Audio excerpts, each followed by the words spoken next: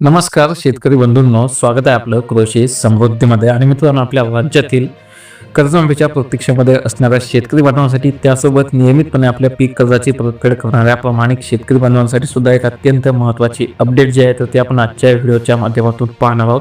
आणि मित्रांनो, यानंतर आपल्या राज्यातील एका खास करून विशिष्ट जिल्ह्यातील जिल्हा बँकेसंदर्भात सुद्धा महत्त्वाची माहिती जी आहे तर ते आपण येणाऱ्या व्हिडिओच्या माध्यमातून पाहणार आहोत. परंतु सध्याची माहिती समोर आली आहे, त्यानुसार जी आपली कर्जमाफी होणार आहे तर त्यासाठी 35,000 कोटी रुपयांचं जे आहे तर ते आवश्यकता भासणार आहे. आणि त्यासोबत आपले नियमित कर्ज परतफेड करणाऱ्या शेतकऱ्यांना सुद्धा प्रोत्साहन अनुदान जे आहे तर ते देण्यात येणार आहे. आणि या अर्थसंकल्पामध्ये याची घोषणा जी आहे तर ती होणार आहे.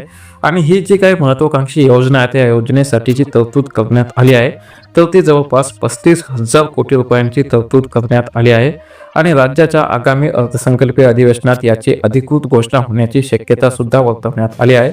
आणि अतिशय महत्त्वाचं अपडेट म्हणजे की महत्त्वाची बाब म्हणजे की जी ही योजना आहे तर ही योजना आता केवळ तात्पुरती कर्जमाफी न राहता आपल्या शेतकरी बांधवांना कायमस्वरूपी त्यांचं सक्षमीकरण करण्यात यावं, त्यासोबत त्या शेतकऱ्यांना कर्ज घेण्याची गरज पडू नये यासाठी कर्ज निवारण या स्वरूपात राबवली जाणार असल्याचं सांगण्यात आलं आहे. आणि याचा लाभ जो आहे तो आपल्या राज्यातील खास करून विशिष्ट म्हणजे की अल्पभूधारक, कष्टकरी आणि वारंवार नैसर्गिक संकटांचा सामना करणाऱ्या शेतकऱ्यांना देण्यात येणार आहे. आणि त्यांच्या थकीत कर्जासाठी सुमारे 20,000 कोटी रुपयांची तरतूद केली जाणार आहे. आणि त्याचबरोबर ज्या शेतकऱ्यांनी सलग 5 वर्ष म्हणजे 2021 ते 2025 या 5 वर्षांमध्ये नियमितपणे परतफेड केली आहे तर त्यांना प्रोत्साहन म्हणून 20,000 कोटी रुपयापर्यंतचा निधी दिला जाण्याची शक्यता आहे. आणि यापूर्वी नियमित करदारांना 50 रुपयांचं प्रोत्साहन अनुदान दिलं होतं. आणि आता त्याच धर्तीवर पुन्हा एकदा मदतीचा हात जो आहे तो दिला जाणार आहे. आणि मित्रांनो, या सर्व योजनेसाठी किंवा या सर्वांसाठी या योजनेचा आराखडा तयार करण्यासाठी सेवानिवृत्त मुख्य सचिव आणि मित्र संस्थांचे मुख्य कार्यकारी अधिकारी प्रवीण सिंह परदेशी यांच्या अध्यक्षतेखाली समिती नेमण्यात आली आहे. आणि मित्रांनो, या समितीने राज्यातील सर्व जिल्हा बँका, सहकारी आणि राष्ट्रीयकृत बँकांकडून 30 जून 2025 पर्यंतच्या थकीत कर्जाची आणि सप्टेंबर 2025 पर्यंत वसुलीची सविस्तर माहिती जी आहे ती संकलित केली आहे. आणि त्यानुसार आपल्या शेतकऱ्यांच्या कर्जबाजारीपणाची मूळ कारणे शोधून त्यावर ठोस उपाययोजना सुचवण्याचं काम ही समिती करत असून सध्या आकडेमोड आणि निकषांवर अंतिम चर्चा सुरू झाली आहे.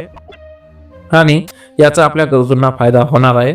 आणि विशेष म्हणजे की आपल्या राज्यातील शेतकरी नेते व शेतकरी संघटनांनी जे कर्जमाफीचं आंदोलन केलं होतं त्या पार्श्वभूमीवर त्या आंदोलनानंतर आपल्या सरकारने 30 जून 2026 पर्यंत कर्जमाफीचं आश्वासन दिलं होतं. आणि त्या पार्श्वभूमीवर 23 फेब्रुवारी 2026 पासून सुरू होणाऱ्या अर्थसंकल्पीय अधिवेशनात कर्जमाफीचा मार्ग जो आहे तो मोकळा होऊ शकतो. आणि या योजनेत केवळ खऱ्या गरजू आणि गरीब शेतकऱ्यांना स्थान मिळेल याची खबरदारी सरकार घेत असून श्रीमंत शेतकरी आणि करदात्यांना यातून वगळलं जाण्याची शक्यता आहे. आणि या महत्त्वाकांक्षी योजनेसाठी अंदाजे 35,000 कोटी रुपयांची तरतूद आवश्यक असल्याचं समोर आलं आहे. आणि याची आगामी अर्थसंकल्पीय अधिवेशनात अधिकृत घोषणा होण्याची दाट शक्यता आहे. आणि ही योजना सध्या जी आहे तर ती केवळ तात्पुरती कर्जमाफी न राहता शेतकऱ्यांच्या कायमस्वरूपी सक्षमीकरणासाठी आणि कर्ज निवारण या स्वरूपात राबवली जाणार असल्याचं सांगण्यात येत आहे. आणि यासाठी समितीकडून अभ्यास सुरू असून आपल्या राज्यातील थकबाकीदार शेतकऱ्यांसोबतच नियमित कर्जदार शेतकऱ्यांना सुद्धा याचा लाभ देण्यात येणार आहे. तर आपल्या जास्तीत जास्त थकबाकीदार, कर्जदार आणि नियमित कर्जदार शेतकरी बांधवांना हा व्हिडिओ, ही माहिती, अपडेट नक्की शेअर करा. चॅनल जर नवीन असेल तर आपला जिल्हा नक्की कमेंट करा, जेणेकरून पुढची जर व्हिडिओ आहे तो आपल्या जिल्हा बँका संदर्भात येणार आहेत त्यासाठी नक्की सबस्क्राईब करा. धन्यवाद.